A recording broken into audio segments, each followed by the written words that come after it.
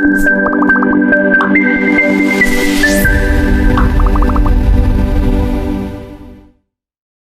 vamos lá, fotossíntese. Fotossíntese, a gente vê aqui uma plantinha. Essa aqui é uma planta da família lá do feijão. Esse aqui é uma folha, esse aqui é o nosso querido cloroplasto, né? Tem aqui esses tilacoidezinhos. Ao sol, né? Tomando um solzinho. Vamos começar. Então, o que a gente vai ver é que é algo quase que oposto que a gente vê na respiração celular. A gente vê aqui que a gente começa dessa vez com o gás carbônico, aqui a seta está ao contrário, lembrem-se disso. A gente começa com gás carbônico, água e energia, e a gente transforma esse gás carbônico, água e energia em oxigênio e glicose. Então, aqui é a fórmula que a gente vê, eu esqueço disso, coloquei o trem na frente de novo, mas a gente vê ali que a gente começa com CO2 e água, e acaba com glicose e oxigênio. No caso dessa vez a energia não é de ATP, né? Claro, essa ATP é do sol que a planta tira do sol, a radiação. E a gente vai ver com mais detalhe que como é que a gente utiliza essa água, esse gás carbônico aqui mais tarde. Mas a fotossíntese ela tem basicamente essas duas etapas aqui, que são menos etapas que a respiração, mas eu diria que é um pouquinho mais complicado. A gente tem a fase clara, que é a fase fotoquímica, que vai acontecer justamente com a presença de luz. Foto é luz, lembre-se disso. E fase escura, que é a fase química. Fotossíntese, inclusive, é síntese pela luz. Lembre-se. Então vamos falar da fase clara. Aqui a gente tem um solzinho, e a gente tem aqui essa molécula grandona aqui, que nada mais é do que a clorofila A, inclusive. Então esse carinha aqui que a gente viu no PET, esse modelo. Então o que vai acontecer? Vai chegar a luz aqui, ela vai passar, batendo nessas moléculas aqui, que são os pigmentos. No caso, os pigmentos são justamente as clorofilas, basicamente, vai ter também carotenoides, mas principalmente clorofilas. E a gente vai excitar elétrons dessas moléculas de clorofila. Quando essa clorofila ela leva esses elétrons para essa molécula aqui, que também é clorofila, mas ela está num lugar um pouco diferente, é uma clorofila que é especial, assim. Essa clorofila vai poder transferir esse elétron, essa energia que ela tirou da luz, excitação, para esse complexo do citocromo, que ele vai fazer um processo muito parecido com o que a gente vê lá na respiração, que é transportar elétrons para poder fazer ATP com aquela ATP sintase. Então aqui a gente produz ATP nessa fase, nessa etapa dessa fase, e conforme esse elétron vai sendo transportado até esse outro fotossistema, que é o fotossistema 1, no caso o fotossistema 2 vem primeiro que o fotossistema 1, por ordem de descoberta mesmo, a gente descobriu primeiro o fotossistema 1, depois o fotossistema 2, mas no processo basicamente primeiro o fotossistema 2 e depois o fotossistema 1. Mas enfim, a gente vai ter mais um transporte de elétrons, que vai levar esse elétron excitado, que pode vir tanto daqui das clorofilas, como pode vir dos cromos, e vai juntar esse elétron com um H+, que a gente vai pegar lá da água, que está solto na água do tilacoide, né, no caso do estroma, do cloroplasto, na verdade, e vai fazer uma molécula que chama NADPH.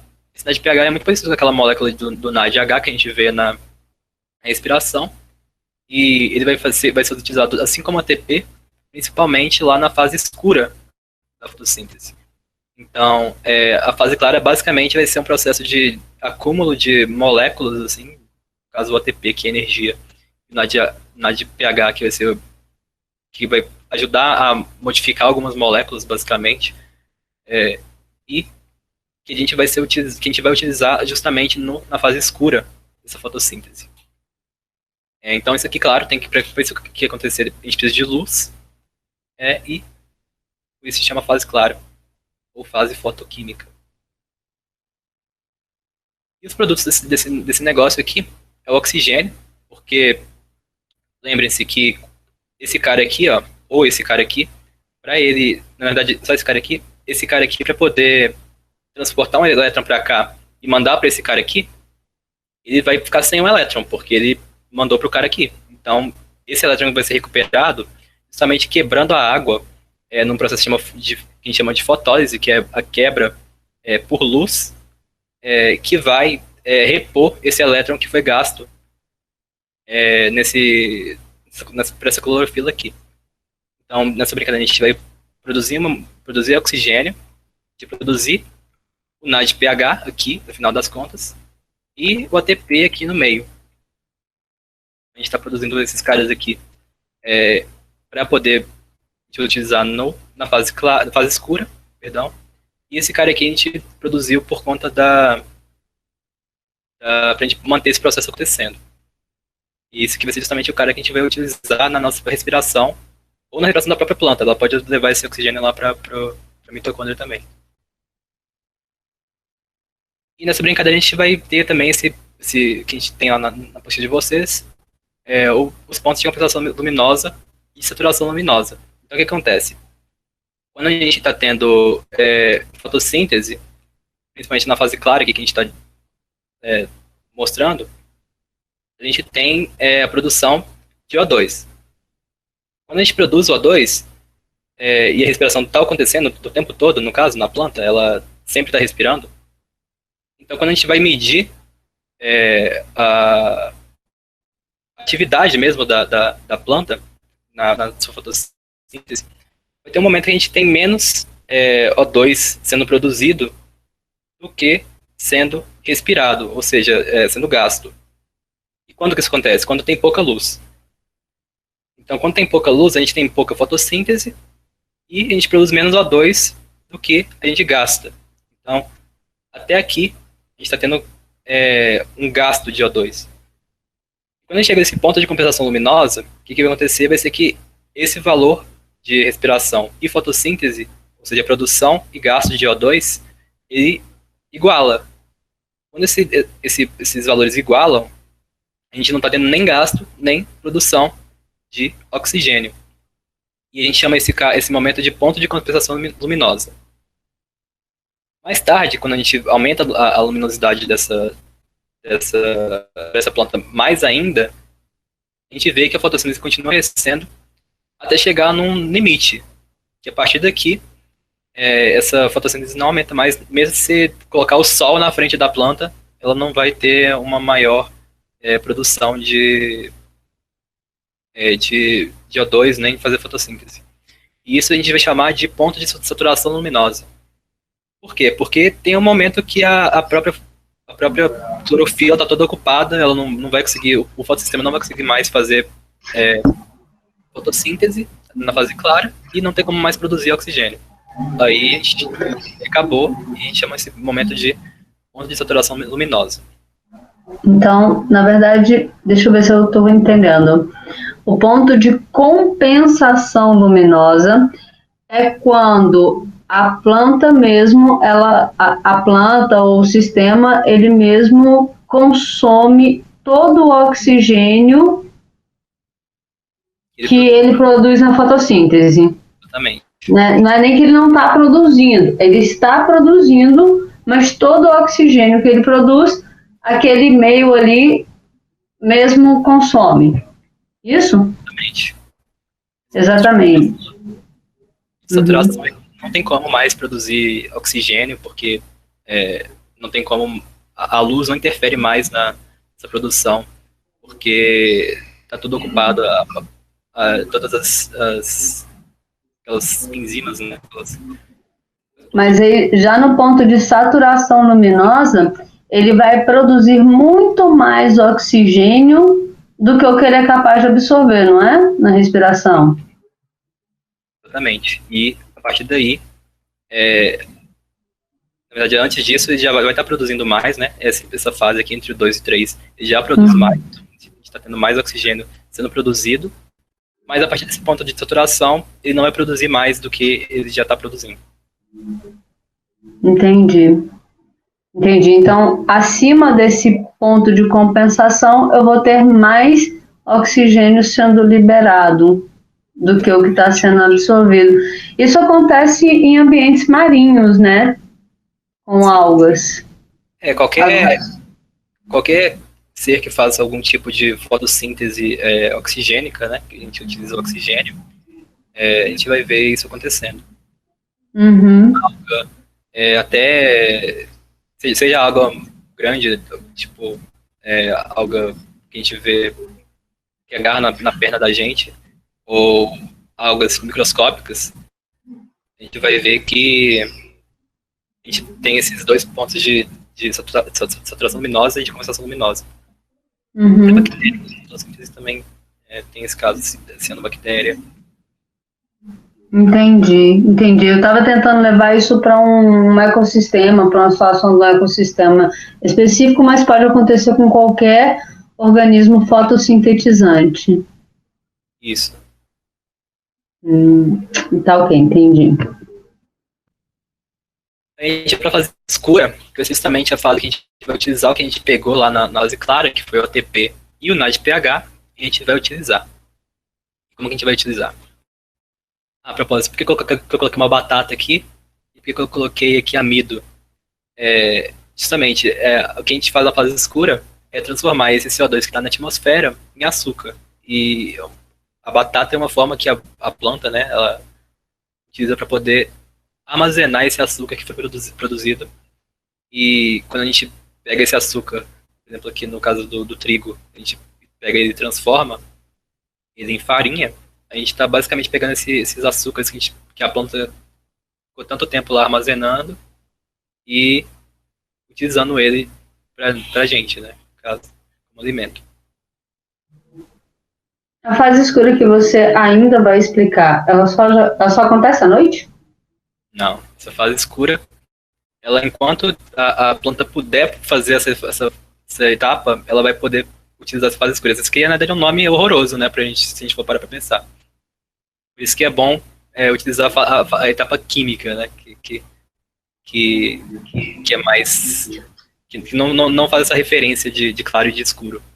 Mas... porque eu já vi aluno confundindo isso também. Fala assim, se a fase fotoquímica é a fase que precisa de luz, então ela acontece durante o dia, a outra já vem com o nome de fase escura para terminar de avacalhar o trem todo, né?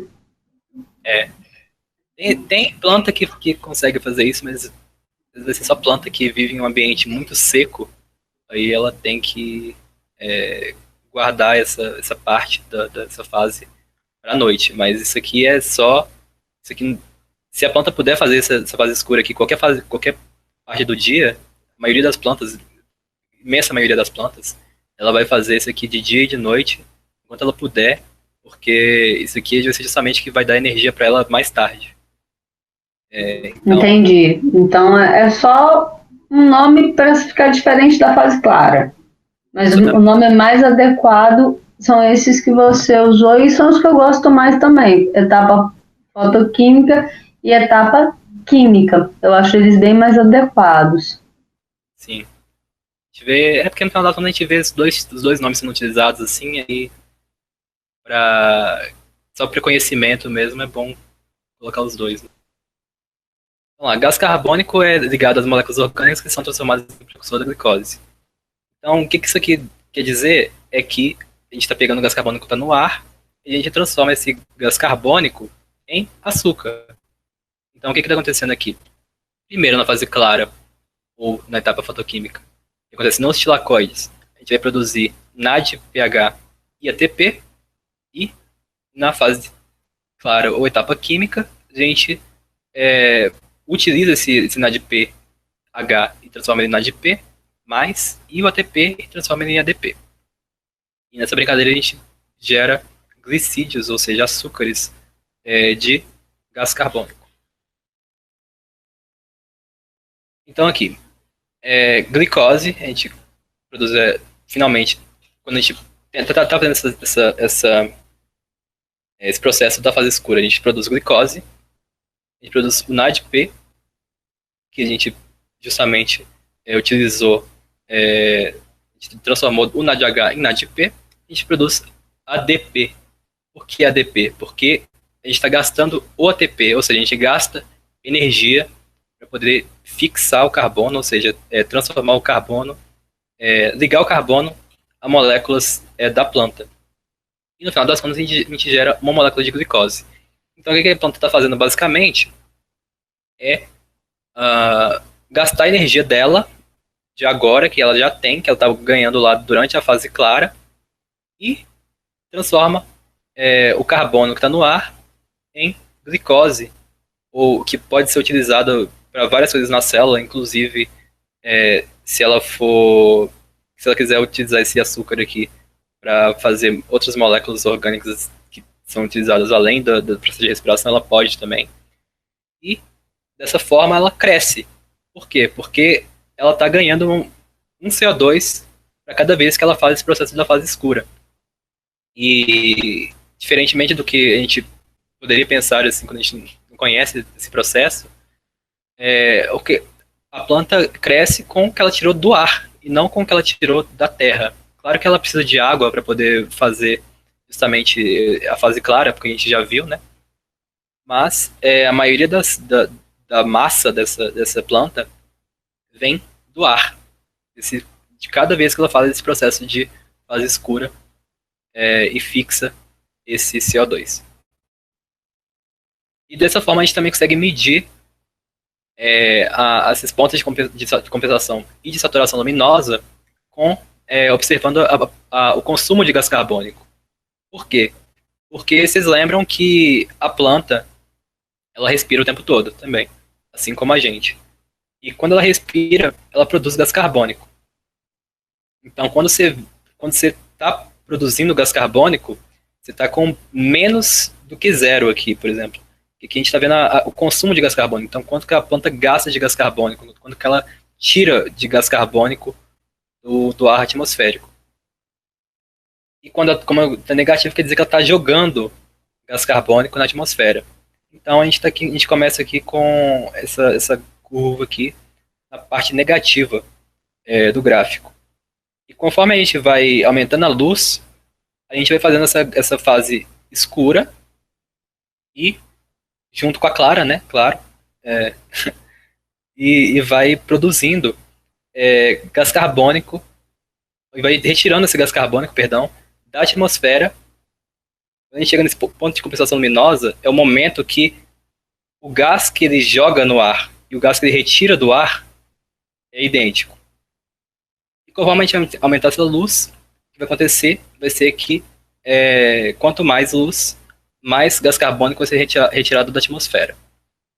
Até que a gente chega no momento que a planta já não consegue mais retirar esse gás, porque ela não tem nem mais maquinaria para poder produzir,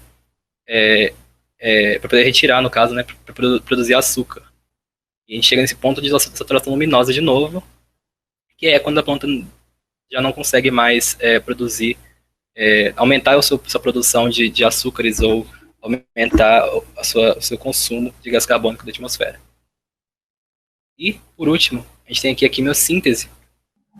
Só antes de você entrar na quimiossíntese, só voltar um pouquinho. Você começou a fotossíntese, deixa eu aproveitar que eu abri minha câmera aqui, Juan, para explicar para os alunos. A nossa câmera está desligada porque o vídeo está ficando lento, então para não travar de vez, por isso que a gente desligou, tá? Tanto eu quanto o Juan. Já começou fotossíntese com uma foto de uma batata. Explicou a fotossíntese toda e falou que ela produz glicose. E onde entra a batata? Porque a batata tem glicose? No caso, a batata vai ser basicamente amido, né? Amido. Amido que é? É um polissacarídeo, no caso. Isso, é um polissacarídeo. É a reserva energética vegetal. Sim. Não é? Então, assim, eu vou pegar um tanto de moléculas de glicose não armazena na forma de glicose, mas eu vou juntando um tanto de moléculas de glicose para formar o amido, que é o que a planta vai, igual você falou, usar para crescer, né? Exatamente. Sempre que ela precisar desse recurso, ela vai lá e vai usar isso daí para crescer.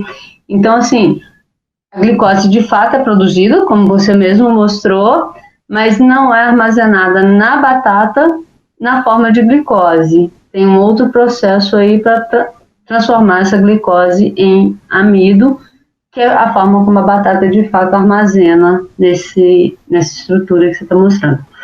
E a gente não armazena na forma de amido. Nós, animais, armazenamos também, mas na forma de glicogênio, não é isso? Sim, são parecidos, né? São moléculas que Um... têm várias glicoses, basicamente, que são ligadas entre si, mas que elas, quando você muda ali uma coisa pouca, você vê uma diferença. Ambos são polissacarídeos, né? Ambos são polissacarídeos, aí eu estou só voltando um pouquinho, já que eu falei de reserva, né? Só voltando um pouquinho para lembrar que a reserva energética dos vegetais é o amido e a nossa é o glicogênio. Sim, quimiossíntese é que a gente conhece bem menos do que os outros três processos, porque essa quimiossíntese, geralmente quem vai fazer essa quimiossíntese são organismos que são extremófilos, né? Eles são organismos que a gente não vê no dia a dia. A gente vai ver esses caras basicamente perto de fontes hidrotermais lá no fundo do oceano, que vai utilizar, ou, por exemplo, também na lava de vulcão a gente vê esses organismos também, mas que eles vão utilizar outros processos de produção de energia que geralmente vão estar relacionados à utilização de químicos, no caso, geralmente o enxofre, por exemplo, mas pode ser muita coisa. Por exemplo, hidrogênio, o gás hidrogênio acontece também. Mas o que a gente mais vê é justamente utilizando esse enxofre. Então a gente vai ver um processo aqui que é uma mistura quase da respiração com a fotossíntese, porque a gente vê aqui utilização de oxigênio, utilização de gás carbônico, utilização dessa molécula aqui que é um hidreto, né? Um hidreto de enxofre. E isso não é ácido sulfúrico, não? Ácido sulfúrico acho que é SO4, H2SO4, né, não? Não sei. Acho que é um trem diferente. Mas, enfim. Aí a gente vai produzir, com essas moléculas aqui, a gente vai conseguir produzir açúcares. E a gente vai acabar liberando enxofre mesmo, puro ali. A gente não, né? O carinha, né? O micro-organismo, geralmente. Esses micro-organismos, inclusive, eles conseguem viver junto com outros seres vivos. No caso aqui tem um exemplo, que é essa poliqueta, né? Ela é mais próxima. Esse é um animal, parece que não, mas é um animal também. Esse carinha vermelho aqui, que vai ser um parente um pouco distante da minhoca que a gente conhece. E essa poliqueta, ela vai ter uma relação, um mutualismo com bactérias que realizam essa quimiossíntese justamente com o enxofre, e elas são juntas capazes de trocar entre si, né, a fonte de energia, os açúcares e a energia que é feita, e a bactéria ganha lá um abrigo, né, que é justamente dentro da boca dessa poliqueta, dessa minhoca esquisita aqui, que vive lá no fundo do oceano. E, por fim, é isso. É sulfeto de hidrogênio mesmo, tá certo? Gente, sulfeto de hidrogênio. Gente, bizarro olhar para isso aí e pensar que isso é um animal, né? Pois é.